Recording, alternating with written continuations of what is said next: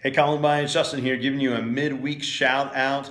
I am in the middle of what is called study leave, which is a fancy word for saying I have time off to do some long-term planning and reflection and training around the particular tasks that I do as executive pastor at Columbine United Church. I get 2 weeks every single year of study leave to do this, and I try to spread them out across the year. As you can see, I'm taking full advantage. I'm here in my hat. I'm a little gross right now, taking full advantage of not having to be around people and just doing some thinking and some writing and some planning.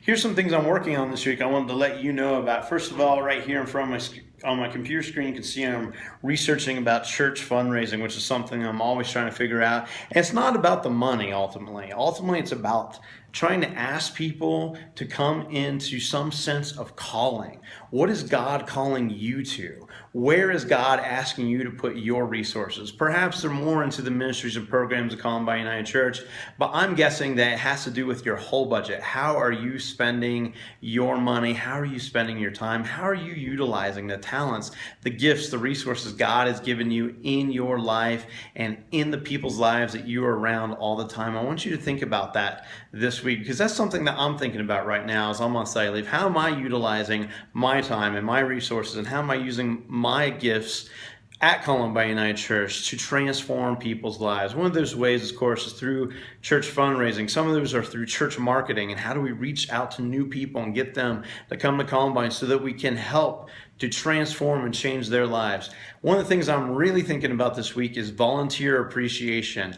You know what? Columbine United Church exists because so many of people just like yourselves are giving their time, their energy, their talents to Columbine, and that's what makes our church run. And we are hugely, hugely, hugely appreciative of the amount of time and energy that you're giving the Columbine United Church. But we want to figure out, how do we encourage you? How do we support you? How do we appreciate you even more? And so we've created a whole new group called the Parish Development Committee, whose whole job will be to do volunteer appreciation, encouragement, support, all those sort of things. The last thing I'm thinking about is Windcrest Retirement Center. We are looking at figuring out how to do a worship service on Sundays over at Windcrest. There's a whole lot of residents over there who've moved from all over the country, especially throughout the region, who are looking for a church. And we said, well, why not take the church service to them? And so that's something that we are working on right now, something that I'm doing some long-term planning around, and trying to figure out how do we get some money and funding from our denominations to help start that effort. So